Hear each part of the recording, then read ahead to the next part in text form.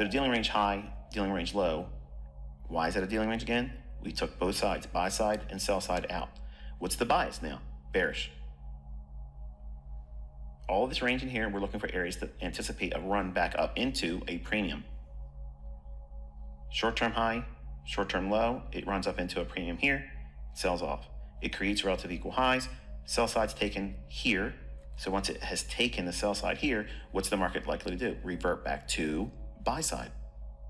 Even though it's bearish, where's the buy side? Like a neon sign, relative equal highs. Bumps up to it, then does what?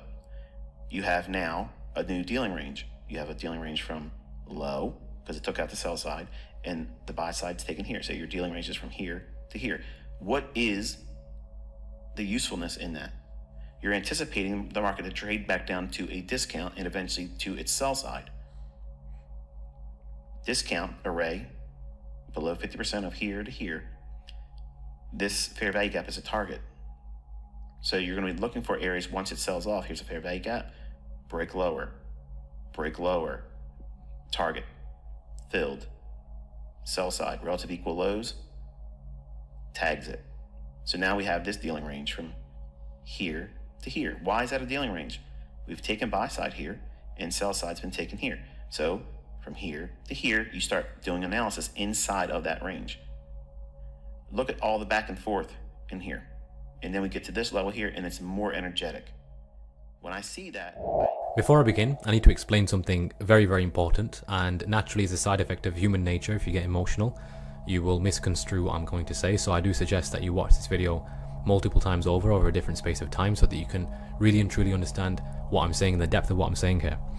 Now, if you're falling under the category of traders, and you might even be in the comments doing this, which I hope not, because it's not mature, and you're sitting and discussing and you're falling under this political debate of whose strategy is better than whose, and mine is better than yours when you're right and I'm wrong and I'm right and you're wrong, and all these different spiral discussions, you're still a bottom tier trader. Whether you like to admit it or not, that is what you are. And I don't mean that as an insult, I mean that as a realistic observation. I don't care if you've been trading for 5 years or 10 years, if you're still falling under this debate of why your method is better and everybody else is wrong and this is the real way to trade the market, then my friend, you're not yet a trader.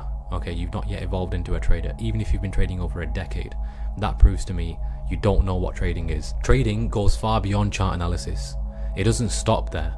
And if you've not yet understood the depth of how important having emotional intelligence and the right mental framework to trade the market in the first place is, you're not yet a trader. Okay, so I wanted to highlight that, and it may not even be your fault. It might be due to 3 reasons. Either you're inexperienced, which is okay. Number 2, you might have just been taught the wrong information, which is completely understandable. Number 3, it might just be a combination of 1 and 2. And that's okay. But guess what? I'm going to tell you straight today. I'm not going to beat around the bush. I'm going to make a very clear observation for you that you can't disagree with, and this is to all ICT traders. Because you'll find that there's a lot of similarities in how we trade. How can I trade a completely different method, in quotes, and have almost exactly the same outlook on the same chart on the same time frame? And you might think I'm just nitpicking here. You give me any single chart barring cryptos, because I don't really analyze cryptos, but you can give me any single chart down below in any single market, whether it's commodities, indices or FX based, and I will show you the same principles apply. And shall I tell you why? Because this is something that all of you have been ignoring, because you've been brainwashed into thinking that the market moves one way because of one reason. You've been taught one algorithm moves the market. I don't care if it's Planet of the Apes that move the market. There's one single thing that all of you have missed out on that actually moves the market, which is interpretation. That's the nucleus of the market. That's what moves the market. Even if, by your logic, one algorithm moves the market, something has to code that algorithm, and the something that codes that algorithm has to interpret data in a certain way to code it that way, doesn't it? So interpretation moves the market, and every single market. And guess what? Interpretations leave patterns behind. And when I say that term patterns, you all run away and say, oh, retail, and you start like click enter robots just running off, because you're conditioned to react and not think. You've got a brain for a reason, eyes for a reason to observe and think and to critically assess. Patterns are in everything. They're in you, in your DNA, in nature, and in the markets, newsflash. And all of you trade patterns, whether you like to admit it or not, you all trade patterns. Personally, how I trade is behavioral patterns in the market and market structure. Okay, so I'm going to show you the similarities here to prove a point that this game has got nothing to do with solely just trading strategy or approach alone. It goes far beyond that. How is it that you guys think you've got this advanced level of understanding, but then somebody with, let's even say 40% of your understanding can make 10 times more money than you? How is it that support and resistance traders make more money having such diluted knowledge per se about the market, but they make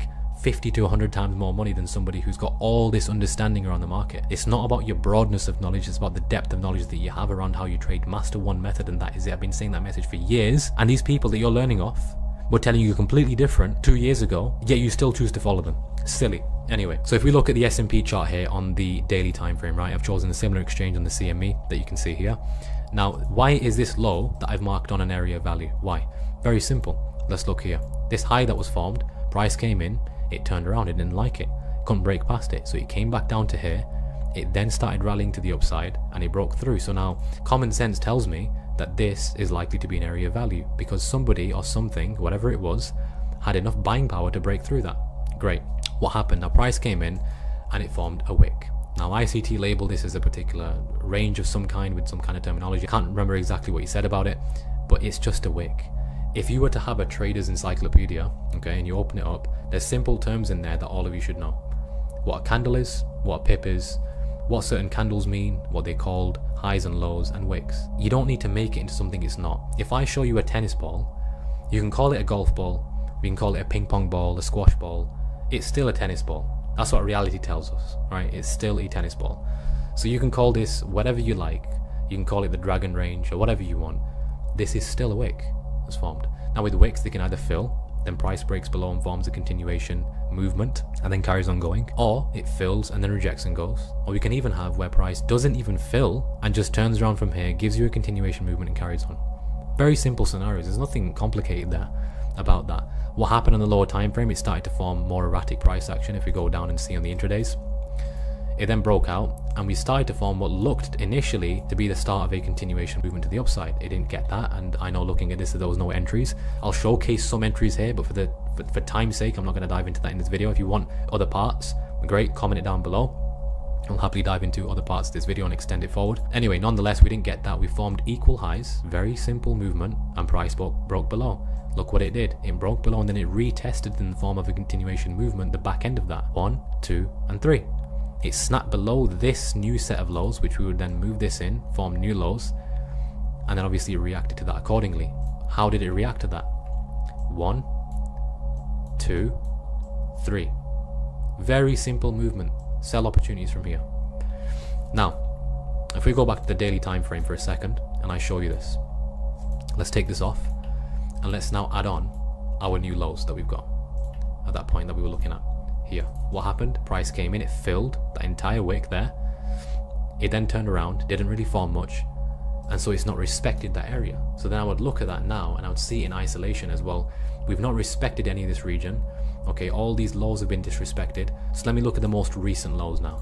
So I'm just literally just following the market along.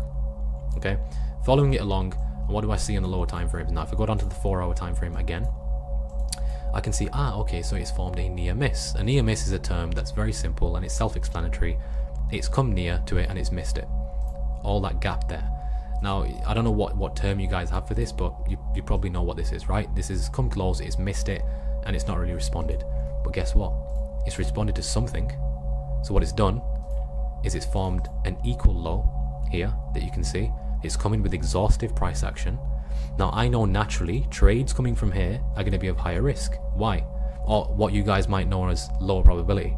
The reason being is because this greater area of value that we've got right beneath it, these act as strong magnets. The stronger a magnet is, the stronger the magnetic force. So there's more chance of price driving into that area than there is from this area. This might reject from here a little bit and then break back below, tag this area and then go. So I understand that trades coming from here are naturally higher in risk. Trades coming from here are naturally lower in risk. Very black and white, very methodical. Nothing about that is guesswork. So there was a few trades that came on the back end of this that you can see. I'm just going to unhide all of them that you can see there. These are just duplicates of that, as you can see. Now, this is considering that if I go to the 15 minute, the chart disappears completely. Just for some reason, I don't know why my trading view is not playing ball today, but it wouldn't let me go back to that particular point.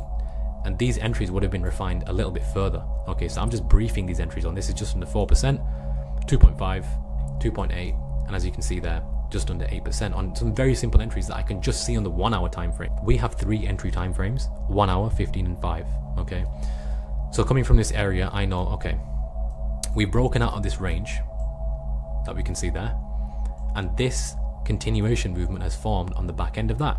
So if I zoom into it for a second so you can see a bit clearly, I've obviously not got my full analysis on, I've just left the risk to reward tool on, but I mean the analysis would just be this. Now, although the way that we trade seems and is coming across so simple, there's a lot of layers to it. I'm just making it sound simple because I've traded this system for over 5.5 years. I know it to a degree where I can explain it in a simple fashion, but that doesn't mean it's easy to understand. It's easier, definitely, for a fact, because I've coached so many traders that have come from ICT background, from SMC background, that come in and say, the Falcon method is so much more simple and it's so similar, then they're shocked because they've spent years learning it. And I'm not saying that you can't be successful with ICT or SMC, that's fine. That's not the point of this video. Like I said, we don't want to discuss bottom tier stuff. I'm just trying to explain why it's not as wise. If you're a wise individual, why would you want to make things harder than they need to be? Anyway, my point being is we've broken out of that, we formed this particular pattern here. We've then broken out, formed another trade that I didn't even add on. So there's another trade opportunity there. And these would be lower risk models because of that aspect in price action that I spoke about down there. We then formed another trade here. And then all the way to where? Remember those equal highs that I spoke about before? Let's add them on. Price has shown clearly that there's volume there. So if we extend that forward, have a look at that. This is why we don't trade zones, because I'm not trying to set entry or limit orders here. I wait for confirmation. That's how we trade. So we wait. We have two particular models. Price is going to signal to us that something could happen, and then it confirms. So it's at an area where we know potentially something could turn around, and we're just waiting for price to react. It does react. And then any trades down here, if we did get any, and the only other ones that I could see on this hourly time frame was here, and then this one here. There would have been ways to enter these ones up here, but obviously I can't use the lower time frames for some reason. We just wait for that confirmation and we've got it. We don't try and chase the market for what it is, so we take a lot less losses. I mean, this month that I'm recording this video, it is October. I've taken 3 trades and I've ended up 12%, and all 3 were winners. Now, I don't have a 100% strike rate. Don't get me started on strike rate because that's a separate video. But my point is, you won't see me take 4, 5, 6 losses every single month or peak my drawdown high at that amount. It won't happen.